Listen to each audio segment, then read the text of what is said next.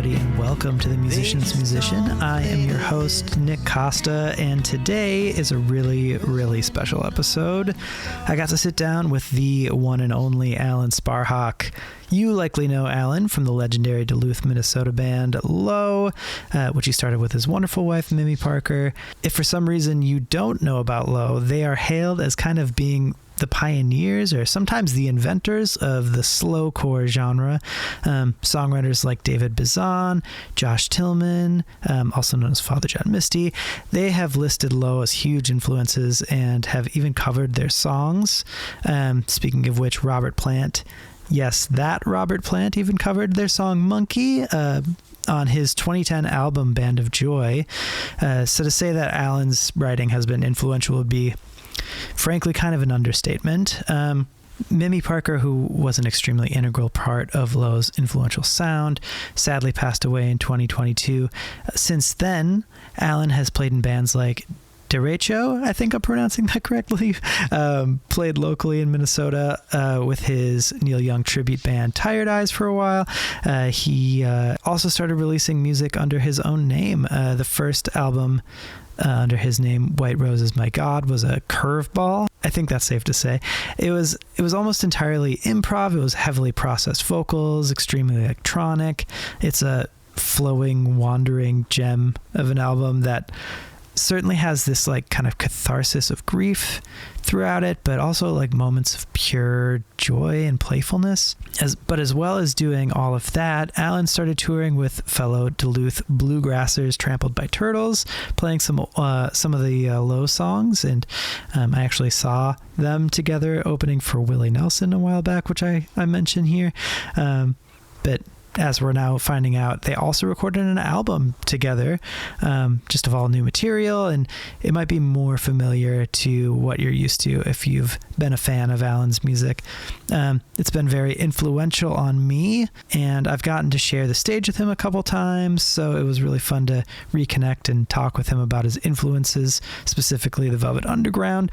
It was a really fun chat, and before we get into that, I just want to say that my new album, When the Lights Go Out, comes out next Friday already, which is wild to think about. Actually, it's the same day as Alan's new record, so what a day for new releases that's going to be.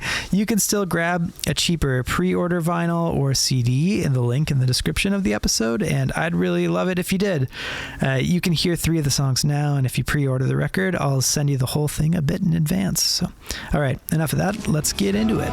Some credit to show you how talented you are. So long the chart stoppers, for some they're heart stoppers. They'll never get played at the ball.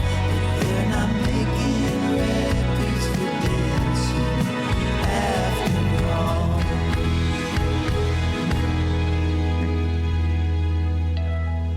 All right, there we go. There we go. All right. I am here with Alan Sparhawk. Alan, thank you so much for being a musician's musician. Oh, you're welcome. It's an honor.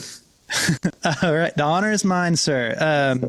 So we are going to talk about the Velvet Underground, which is going to be awesome. But before we do that, you have quite a lot going on right now. You got a new album with Trampled by Turtles coming out on the 30th. Yep. Can you talk a little bit about what that was like for you? Because it's quite different from your last record. Yeah, I don't know. I kind of had a weird, pretty sort of like eclectic dynamic stretch there. For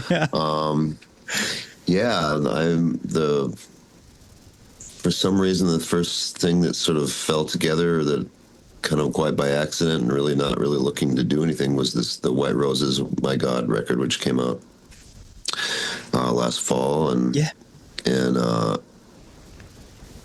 or I think somewhere in the fall there. And that kind of came out of just kind of messing around with stuff at home, not really looking to record anything or make a record necessarily, just kind of messing around with some different tools, and ended up kind of stumbling on some things that were kind of a new way to write, new way to record and sort of capture ideas. I don't know. Meanwhile, not that long after working on that, I had an opportunity to get some studio time with Trampled by Turtles, who are a band from Duluth originally, and they've been around quite a while. They do kind of more acoustic, kind of same tools as bluegrass, but kind of still just songs, not necessarily the bluegrass tradition, but kind of those sounds and that kind of group. But yeah, they're kind of one could say it's sort of a different world from what Low or what I've done sort of in the past. But I don't know, old friends, stuff, people that I've talked about, or we've talked from time to time about doing something together. Mimi and I used to get up and sing with them. They used to cover Low tunes. It was good friends of ours in the band, and it was just sort of always something that we kind of have in the back of our heads. It's just something that would be kind of cool to try someday. And yeah, for sure. The space opened up, and I was able to spend a couple afternoons with those guys and track the tunes. It went really quick, and similar thing. I kind of went into it thinking I would just get a couple songs and maybe it'd be something that would fit somewhere, but ended up turning out a lot more material, and started looking at it as an album kind of once it started going. Yeah, well, based off the singles that I've heard, it still very much sounds like you, which is wonderful. Sure. But it is a different approach. And I remember probably 2 years ago now, I'm a huge Willie Nelson head. And I went to go see Willie, and we're walking up, and it was in Somerset. And all of a sudden I hear Days Like These. And I'm like, whoa, wait a minute. And we're walking up, and there you are with Trampled by Turtles playing Days Like These. And they had invited me, fairly after, that first summer after Mim passed away.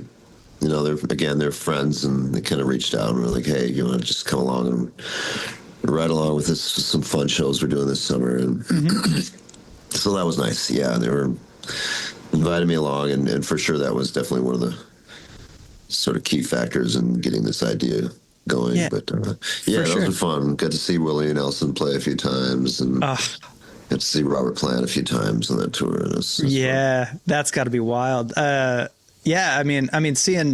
Seeing Willie alone is already cool, but getting to see Robert Plant and Alison Krauss as well, and it was a beautiful. It's got to be a trip. Some of the best musicians in the world. It's crazy. Yeah, no, genuinely, it was a great show, and it was even better that I got to see you guys play too. So it made a lot of sense when I saw that Trampled was on the record with you on this one. So, well, that's good. Yeah, it was very easy and natural. We really just, we stood around and I'd kind of walk through the song, like, here's the chords, here's this, here's the bridge part, and here's how we're going to end it. And we're going to do, we'd do a take or two, and usually have it done with the first take, usually. That's great. Yeah. Were there any? Yeah, that's the way that's the way they work. And I love that. That's the way they work. So, yeah. Totally. Yeah. Has that been the way that you've worked in the past?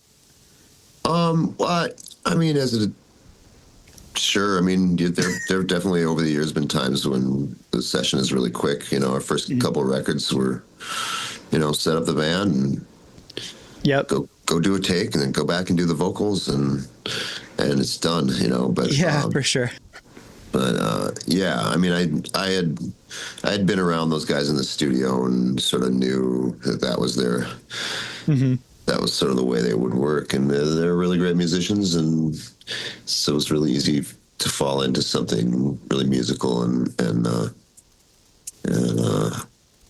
don't know, pretty quick and fluid, some really, really sublime moments that really just came very spontaneously, and awesome. And Well, I am so excited to hear the rest of the record. And I think I could speak for most fans of yours that we're really excited for this record. So it's going to be a good one. I've been lucky. Yeah, absolutely. Well, let's get into some nerding out a bit and talk about Velvet Underground. We're going to kind of talk a bit about White Light, White Heat, but before we get into that, do you remember the first time that you heard the Velvet Underground? Yeah, I do actually. Very specific. I think it was my first year here in Duluth, and I was going to college here, and I kind of had already been pretty into different music. I'd heard Velvet Underground a little bit, but I hadn't really heard it in context of like, here's, someone laying it out for me. And I met a person who, let's see, I think I actually put up a poster at school going like, hey, I'm looking around, I'm a musician looking, I think it's reference like Husker Du and Sex Pistols and stuff like that, or The Clash, and some of the things I was into, or The Cure. Sure. And I ended up, running into a couple of people, and particularly this guy named Bill Reichelt, who still is in Duluth here. And he's like, yeah, come on over, talk about music and play some records and stuff. So I went over, and it was actually the first time someone kind of played a couple things, played especially Sister Ray. Oh, yeah. And then played the Joy Division version of Sister Ray. Oh, man. Kind of even as they were, basically introduced me to Joy Division at that point, which I had not spent any time with yet. And this was, I don't know, this was back in the 80s, when I was sort of college age. Sure. And so yeah, it was pretty novel. This was very, very much before like the 90s, where the underground and the sort of the legacy of the underground sort of became a lot more obvious, and people were like, "Well, if you're into this, listen to this and this and this and the Stooges and all these foundational bands." And so it's the first time hearing Joy Division, first time hearing Velvet Underground, essentially in one evening. And to me, for a long time, they were synonymous as far as like my mind being pretty blown away by them and influenced. Yeah. And I don't know. I mean, you could actually with those two, you could probably get a pretty good Venn diagram. Where I when I started making music and writing music, that's pretty much the pocket that I was in. Sure. Little things here and there on the outside, on the periphery, but yeah, kind of. I don't know. Yeah, something about those two together really form a creature that is very familiar to me. Yeah, definitely. Even though they're in many ways very different bands. For sure. Yeah, it's funny that you say that, because like I would have never put that together from being a fan of your music on my own. But now that you're saying it, I'm like, I can kind of hear where that kind of cross section is in your writing and stuff like that, and how you kind of approach maybe some there's some quieter Velvet Underground songs that you can definitely say like, oh, okay, well, anybody kind of doing something quieter, more minimalist, this is obviously a touchstone. I'll Be Your Mirror, different things like that. But then the minimalism and sort of and then combined with kind of the cold minimalism of Joy Divisions and sort of the deeper reaching of lyrics into sort of the psyche and in the darkness of sort of individual struggle. Yeah, probably came more from Joy Division, but Velvet Underground kind of was dancing on the edge of that in their own kind of psychedelic way, and again, they're them covering Sister Ray and sort of seeing that contrast and loving what they brought to each of those songs really, really put a lot of pieces together in the puzzle for me. Yeah, I can certainly see that. And I mean, it's interesting also that you were kind of shown both of those bands, and you kind of mentioned that like they're kind of a gateway to like, oh, you got to check out the Stooges or something like that. It was a similar experience for me when somebody told me about Velvet Underground. I was just like, oh, I think I really like this Velvet Underground record. I think it was Velvet Underground with Nico. And they're like, well, you got to hear White Light, White Heat. Yeah. Then you got to listen to the Stooges. And then, it was like all of this, like, hey, yeah. It was like, all of this experimental music was made in the 60s. And like, it wasn't just like the Beatles that were doing far out stuff in the 60s. In fact, they were pretty mainstream. And there was a lot of there were a lot of great far out stuff going on. Yeah. That's really far out and like very ahead of its time. So yeah, it's just interesting how, a band like that can open so many doors. Sure. But yeah. Was there something in particular about White Light, White Heat that kind of grabbed you? Oh, yeah. I mean, there's definitely that record's definitely more kind of chaotic. It's more aggressive. Even just right from the top. I mean, White Light, White Heat, the song. There's the guitar comes in at this kind of this chaotic, too loud level, and you can hear the person turning it down as they finish the solo. That stuff, this kind of thing, and there's a chaos to it. And then, of course, I mean, just for me, the extremeness of the song Sister Ray, and just how it takes something that's seemingly kind of just some pretty harmless 3-chord cycle, very rock and roll, not terribly dark, but edgy, kind of the chords are pretty commonly used in rock and roll. It's a riff that's different versions of been around forever of what's going on there musically, but the fact that they just take it so hard and take it so deep into itself and almost destroy it, in working it out. To me, it was a lot of what I liked about psychedelic music. I remember, at my father's record collection, like really attaching to some of the elements of like the Doors and even, Pink Floyd. Mm-hmm. To me, the White Light, or to me, like Sister Ray, it was psychedelic and yet this dark kind of deconstructive psychedelic, it's deconstructing things and pushing things to the limit. To me, that felt very psychedelic, it's just as valid as sort of the hallucinatory sort of ecstatic sort of expansion that visually and, sonically psychedelic music up to then and sort of represented. But to me, this was still psychedelic, but it was driving and doing this very minimal, I don't know, it was finding the outer limits and deconstructing something in a way that to me was more resonant than just sort of notes and flowery echo and whatever, which I love, but totally. Yeah. I don't know. I've seemed to fall more, for sure. I'm more of a Velvet Underground chaos than, a lot of my friends who sort of gravitated eventually to like Grateful Dead or, sure, some of the more typical musician, yeah, psychedelia, Yeah, I mean, there is that like, I like the Dead just fine, yeah, but like. There is kind of that kind of preconceived notion that like psychedelic music is that like, you need a bunch of spacey stuff and throw a sitar in there and you got to sing about like the clouds and the flowers and all this stuff. Adorned and expansive, yeah. Mm-hmm.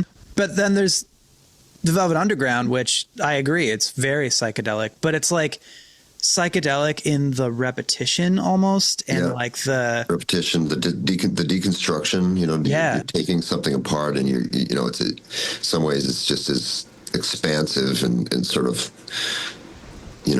imagination explosive, imaginarily explosive. I'm not getting the right words. No, it's as ecstatic and sort of expansive as some of the classic psychedelic, but like I said, it's deep, because they're deconstructing and there's almost a violence to it. Yeah, certainly. Tearing this thing apart and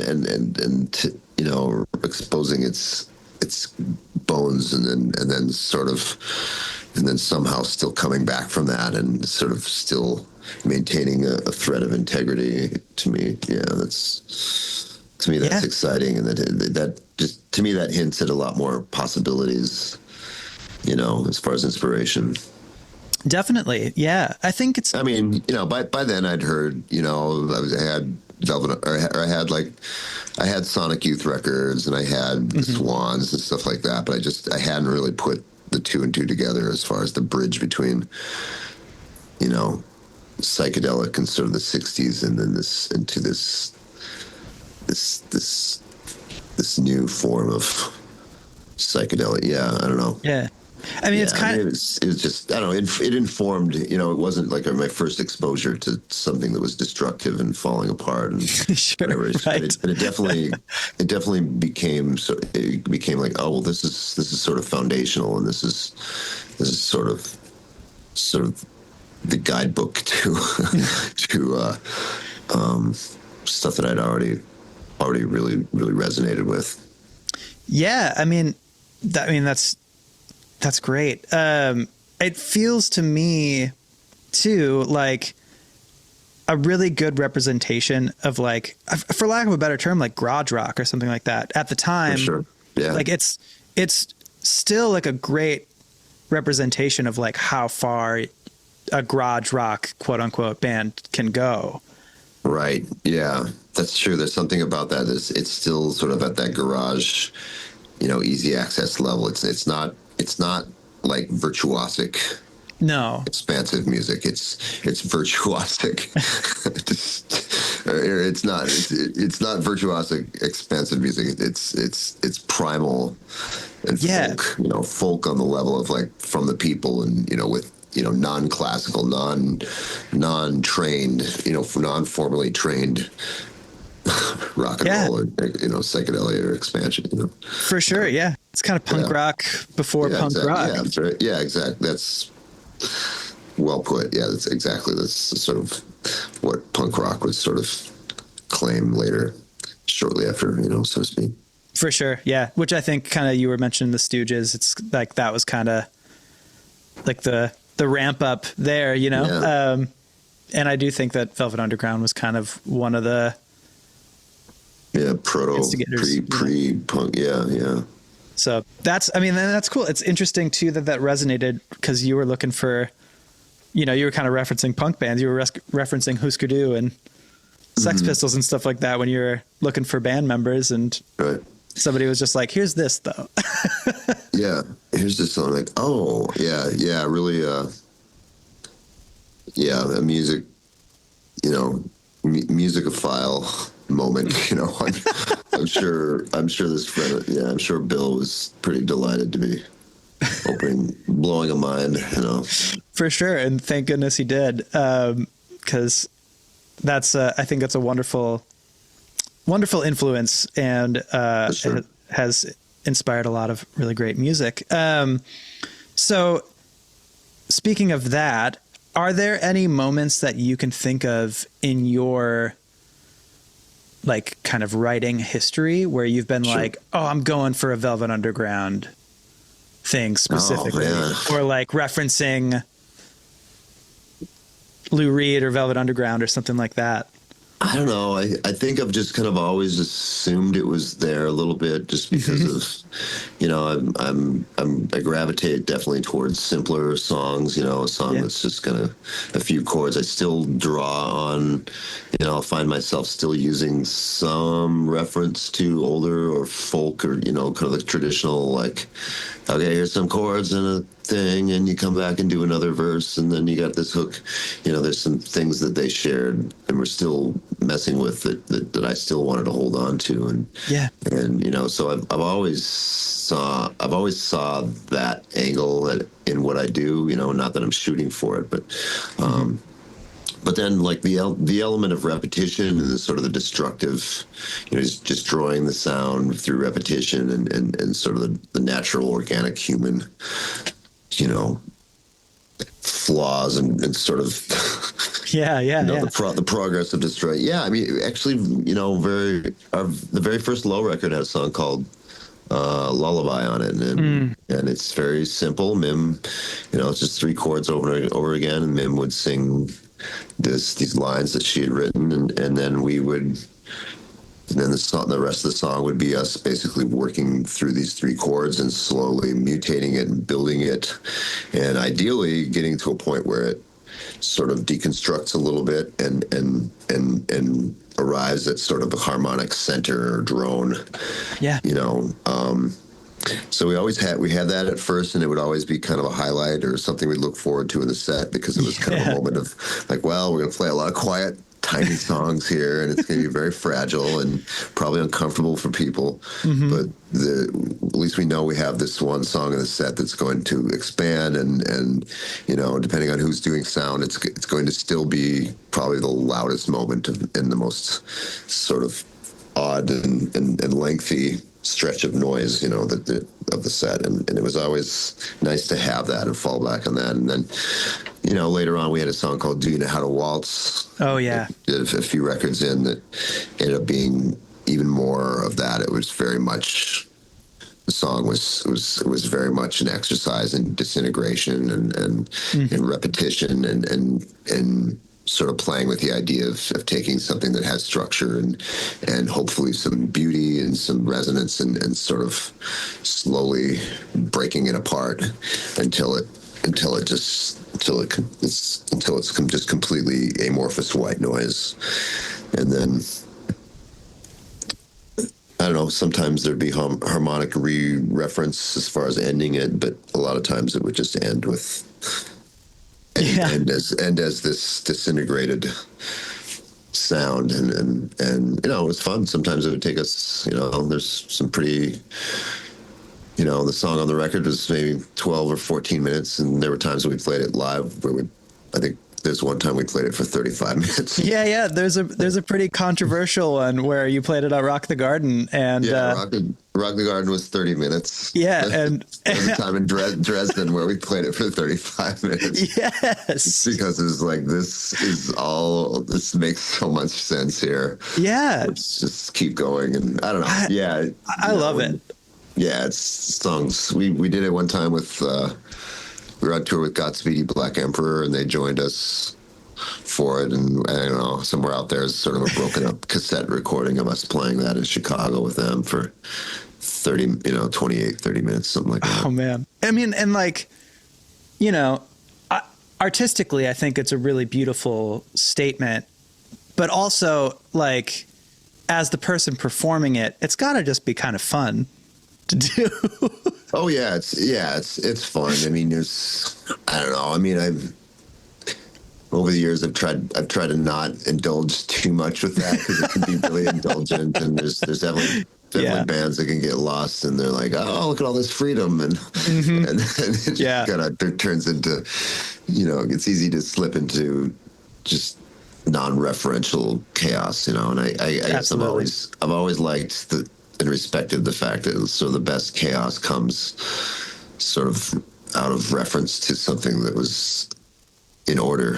Sometimes I'm a big believer in the chaos is not as fun unless there's been a journey getting there in some sort of destruction or abstraction of something that was more structured or stringent, so I don't know. We've always had that. We've always had songs that sort of would dance a little bit on this part's wide open, and some nights it gets really out there and deeper, and you start pushing against an edge that it becomes very unpredictable how deep you can get in there. Some nights it's a struggle, and some nights it feels very fluid, and you feel in some ways sort of very much in control, or at least very, very harmonically present with everything that happens, with even the chaos, Yeah. So it's fun, and I definitely that's definitely drawn from Sister Ray. I mean, hearing Sister Ray, that being sort of the first time I'm exposed to someone just completely going off and then breaking off like that, and it being so relentless. I mean, it just, there's moments where like, please, it's done.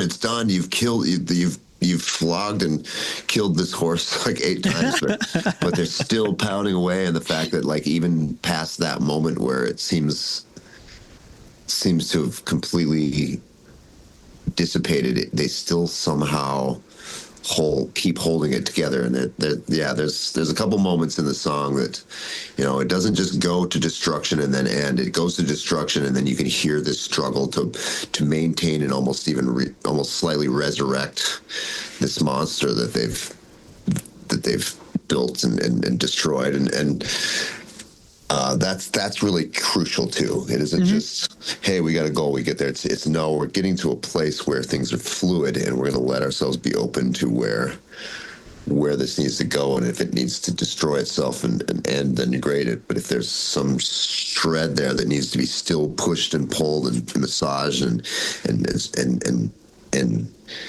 abstracted even more, then the search is worth it. The waiting in the chaos for a minute to see if a light goes on that you can head toward is sort of crucial to why that song resonates to me. Yeah, definitely. I think that there's like a really satisfying feeling too when there is that kind of complete destruction, and then you get to the end of it and it's kind of like regenerated, and like you've been on this path. There's a couple of moments, I think it was actually what made somebody introduce this record specifically to me, where like there was like a live Wilco version of Via Chicago. Yeah. They just like completely break into chaos. Yeah. That's right. I know that's a highlight. Or that's a live highlight for them, is they have that song, and it's sort of, they do it really quickly. It's really it's real short. Kind of the song's going along, and all of a sudden it's like, and it kind of feels like, I'm suddenly tripped up and floating. I'm over. I'm falling down a cliff, but I'm floating in a very easy way. Yeah, they have some nice moments, and that's one of it kind of falls apart, and the rhythm turns into randomness, and the harmonic content kind of expands and falls into randomness, and then they have a very very agile and sort of specific way that they bring it back in. Everybody just cuts out, and then it's just Jeff strumming, and then they kick back in. But it's nice. just it's an abbreviated, very abbreviated, destruction, abstraction. It's pretty nice. Yeah, definitely. I think they kind of like dip a toe into kind of doing that with like the Art of Almost and stuff like that too. But yeah, for the most part, they reel it in a little bit. Whereas I feel like your tunes kind of lean into it a little further. Yeah, ours is a little bit more of a naive, I wouldn't say that. A naive barreling toward the horizon. It's great though. I mean, it's such a journey to go on, and it's hard to do it well, I would say. It is hard to do it well. It's more than just like, okay, I'm just gonna play whatever I want now. Okay, just hit this pedal and make a bunch of noise, and there's an art to it. There's a subtlety to it. There's a humanness to it. There's a way to really, let the music dictate how that destruction and that abstraction happens. There's a way to be very sensitive to that, and and it's not about knowing what you're going to play or already or being like virtuosic at the instrument necessarily. Even it's just sort of sometimes your mind's just really present, and you can see the path of how something gets abstract, and you can see it, and you're harmonic with it. It's not so much that you're controlling it as much as that you're there, and your mind is seeing how it's falling apart, and you're able to kind of tweak this way or that way, or let something pull or push, and find yourself in it so to speak, without force, Yeah. And it can, it's sometimes the chaos can be moments of logic, and you can find little fragments of structure within that. It can be really satisfying. Sometimes those fragments will flower and become something new that then comes forward, and you see the face of and recognize a little more of. But again, you can't really control that as much as sometimes you're just ready, and sometimes you really can hear it, and sometimes it feels very hand in hand, and you feel and see the places where decisions can be made, Yeah, definitely. I mean, it's really interesting. And then on the flip side, I know that you kind of have done, we were kind of talking about like psychedelia in repetition kind of a little bit. And I know with like the Black Eyed Snakes, I kind of experienced that in the green room, and we were just chatting, we're doing whatever. And then all of a sudden upstairs, cause the floor was pretty thin. So you just kind of hear this, and we were still talking, and I was just like, hey, is that you guys? Like, are you supposed to be up there? And you're like, oh yeah, I should probably get up there. And then you just walk up on stage. And I was just like, on the side of the stage watching, and that riff just goes and goes and goes, and it moves. And that's by the end of the song, it feels kind of psychedelic. It's like very, like you're kind of along for the ride, even though it's so simple, it's guiding you kind of throughout this whole thing. I love stuff like that. Yeah, that song's called Walkin' Talkin' Blues. And we kind of came up with that. That's a weird, it's like a weird rhythm on it. It's got kind of a skip to it. It's a little out of the ordinary for sort of, I don't know. Yeah, that one was definitely a bit. I was listening to a lot of Ali Fakatori and sort of Western African electric blues around at that time, and just the way that the riffs they use are, it's the same notes, and it's pulling on the same things as sort of rock and roll and blues, but the phrasing is different, and there's a lot more emphasis on kind of repeating a phrase, and it's more based on a phrase and not necessarily the world. I don't know. To me, it's like singing at a rhythm as opposed to a rhythm being played. There's something about that, and that, I don't know. Sometimes you find the right little phrase in it, and if you repeat it and repeat it and repeat it, it kind of creates its own new structure, and sometimes you can really build a pretty free and expressive, plate on that foundation, but that's the repetition and sort of drilling something, and I don't know, this to me it's this quest to find the deeper subtleties of the thing that you're repeating. Sometimes because of the repetition, it reveals other things going on, and sort of the variation that comes with each phrase becomes then the human element, and the place where you interact and place where you are creative is sort of in those in between. If I phrase it like this, or if I emphasize this note for a couple of cycles, if I push this way, and if there's the detail becomes more subtle, but you definitely see it. I mean, once your brain has established this repeating form, your brain starts then looking at the other things, like how are you hitting it? How does the drum and the low end stuff interact every time this syllable of the phrase comes in? It's as those things vary, that becomes the variation, that becomes the variables for the dynamics of the song.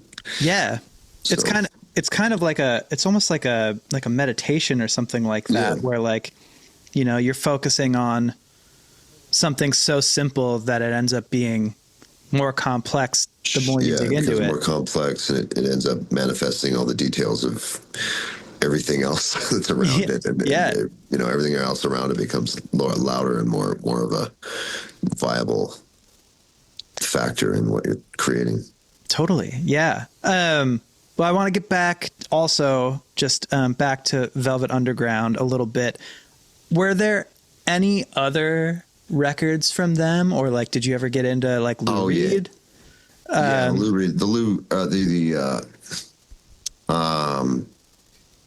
remember the time pretty early on picking up, I think New York had just come out or something. Lou Reed solo record. But no, I also, the Andy Warhol record.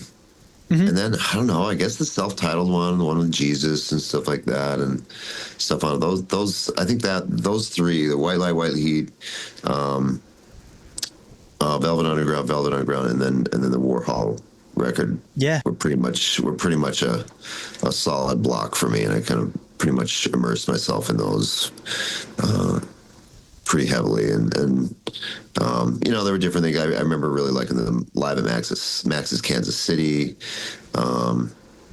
things like that. You know, pretty excited about anything that they would do live. Sure. But those records were pretty much the thing. I probably ended up spending more time listening to the Andy Warhol record just because it's as a record, it's just I feel like it's a more whole record and takes you on kind of a song cycle, and just, I don't know, you get done and it just starts playing again and you're fine with it. Yeah, definitely. White Light, White Heat, it's like, all right, let's do this. Right, yeah. All right, let's do this. It's been a while. Let's do this. Strap in. You know? Yeah, definitely. I think, the Andy Warhol record is just a little bit more, I don't want to say like pop sensible, but I guess kind of like it has those. Yeah, it's pop sensible. There's definitely more variation of production, and, you know, it's not perfect, but there's a lot of really original ideas there, and it's a really good like brain stir, I think, and it's really good. It's good inspiration as far as like, all right, what's possible with music? What's possible with pop? You know, it's you know, you listen to Beatles and listen to stuff and kind of feel that influence, you know, and feel kind of the tradition of songwriting, and so the way people would put music together. But yeah, Velvet Underground, and of course, you know, eventually if you look, you know, there's lots of great recordings and a lot of great unknown bands that did a lot of really whack shit back in the 60s and 70s. That just like, wow, I never realized this, you know. And, you know, of course by late 70s, you know, Devo and, like, I don't know, I already talked about Perubu and some of the early proto punk stuff, already kind of doing stuff, but doing a lot of really different ideas, you know, being put in for song structure. But yeah, the Velvet Underground for sure sort of was breaking that apart, and it was definitely sort of a good contrast for anybody who was sort of going like, okay, well, what is a song? What is song structure? What's going on when someone sits down to record a song? You know, like here's, you know, are they stuck with the sounds they're used to? You know, there's, you know, the 60s were big for, you know, people bringing new elements together, and like, oh, how about if we have this instrument on a pop song? And, you know, so it was pretty wide open, and for sure Velvet Underground was bringing a lot of new and original ideas to sort of what was 60s pop, or 60s pre rock and roll. Yeah, it kind of always struck me as like the kind of music where like they were writing it and they were like, okay, cool, we have like this style that's popular right now. How do we fuck it up a little bit? Like, how do we make it a little weird? Yeah, or I don't know. Yeah, it's hard to say where those guys are coming from. I mean, they're definitely, you know, Lou is obviously a student of jazz and music and improvised music, of course. Cale was totally coming from New York, you know, kind of higher art, you know, people that were doing, you know, clearly, you know, modern post-classical music, and sort of really the aesthetic of modernism was, you know, kind of came into that. I think much more so than most bands. I mean, yeah, Cale's influence and sort of bringing in that element to rock and roll was pretty crucial. I mean, Lou was great and experimental, but he really just wanted to be, he wanted to be Elvis. He wanted pop. He was trying to write pop tunes, and he was just an odd enough bird that the songs all ended up being weird. Yeah, definitely. And he was trying to do it in an environment, surrounded by these kind of more higher art and more like, postmodern people. Totally. Yeah. Well, I don't want to keep you for the whole day. I'm sure we could talk about, the kind of craziness of this band. But before Mo Tucker, I mean, the idea that, the idea that kind of who she was and sort of the personality that she exuded, especially in the songs. And then, to think that like, well, but she's the drummer. There's songs where it's just like, holy crap, the song is basically just this monster coming at you with, on drums, and and how driven and unique that was. I mean, that was, I don't know, for sure that was a big factor, and as far as like influence and the uniqueness of that. Yeah. It inspired Low, I mean, when Mim started, it was the whole concept of like, oh yeah, why don't we just turn a couple drums up so you hit them, and we don't need a drum kit. You just need it's just going to pound on the drums from where you're at. It doesn't need that, the concept of an alternative drum kit, I guess is what I'm saying. It's sure. Sort of was another nice little hint for us when we started the band. And may I ask? Yeah, go ahead. May I ask? Was Mim a fan of the Velvet Underground, or like what was she? I think so. Yeah, I think she's. It was around. By the time we started Low, I'd been listening to that, and it was around the house a lot. And there, she liked the self-titled records and kind of the record with kind of the quieter tunes. And sure. She'd had to sit through listening to Sister Ray in the car a few times with me, so she kind of knew where I was coming from with that, and knew that I was kind of favored that, and so not necessarily where she would, the kind of thing that she immediately would gravitate toward, but when the band formed and we had that element, she knew where we were coming from, and it was something that didn't need much discussion. Really. Totally. Yeah, that's great. Well, awesome. I usually do, just to kind of wrap things up a little bit, I ask if there is a ranking that you have. So if you could rank the Velvet Underground records, you can include a Lou Reed record or two if you want to, but like your top 5. Oh,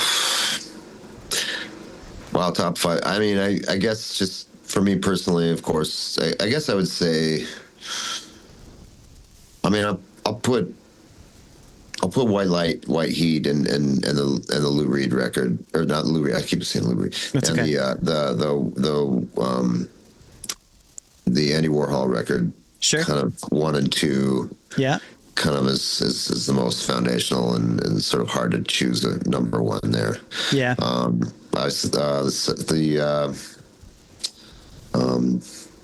Self-titled one with the quieter tunes on it. Pale Blue Eyes. Is Pale Blue Eyes on that one, or is that on? Pale Blue Eyes is on Self-Titled. Yeah. Yeah. Okay. That one. Yeah. Those stuff like that. Yeah. I don't know. Number 4, I'll just say Live at Max's Kansas City, even though I know that's kind of later on, and they're kind of, We'll take it. It sounds like, I don't know, just the live and just hearing them kind of straddling the noise and also the quiet. Yeah. Is actually on stage pulling that off. I mean, to me, that was sort of foundational as far as like, well, it's not just two worlds, two opposite worlds. They feel like a different band live. Like it's a different experience than it's a little more jammy, a little more, I mean, I remember seeing later on, I mean, years ago when the Robert Quine tapes came out, and there's these recordings of them playing in in LA and stuff when they were kind of later on there. And that stuff's interesting. Not as influenced maybe as the live at, Max's Kansas City one, Sure. but hearing those was interesting. And you're like, oh yeah, I guess they were still in the world of psychedelic. I remember listening to that stuff one time in the car, and a friend of mine be like, "Wow, it sounds like the Grateful Dead." I'm like, "Oh shit, really?" Oh no, And then after a while, I was like, God. yeah, it does kind of sound like a ramshackly, 67 era. 67, 68 era kind of Sure. Yeah, Grateful Dead in someone's house, I guess. But the Dead were a little garage rocky at the beginning there, so I guess I could kind of hear that too. There's some elements going on there, and I was like, I had to admit, like, okay, well, I'll give you that. But it was, but it was the Robert Quine tapes, not the Magnus Kansas City. But Sure. I don't know. I guess beyond that, I mean, I mentioned it earlier, and you suggested like the Lou Reed stuff.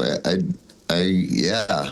Although there's actually been some John Cale records I've heard recently. John Cale, that works? Like, holy shit, these are great records. This guy really did some pretty significant stuff.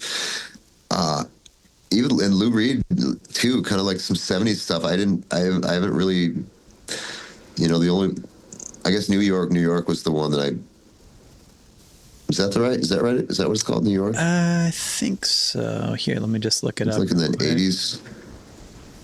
Yeah. 88, I 89 or think. something. Yeah, I mean. New York. Yeah, I got that record just because, like, it's Lou Reed. And, there was quite a campaign at the time. Like, oh, yeah, the king of the leather jacket and sunglasses. And, they were trying really hard to, kind of reintroduce him as a, kind of as a rock legend. Just the graphics and the way they marketed that record was definitely like, all right, let's start catching some of these kids, this young generations that's getting hip to, the influence of Velvet Underground and stuff, and it definitely got bigger in the 90s, but yeah, late 80s, you're starting to see sort of the stirrings of like, yeah, Velvet Underground, come on,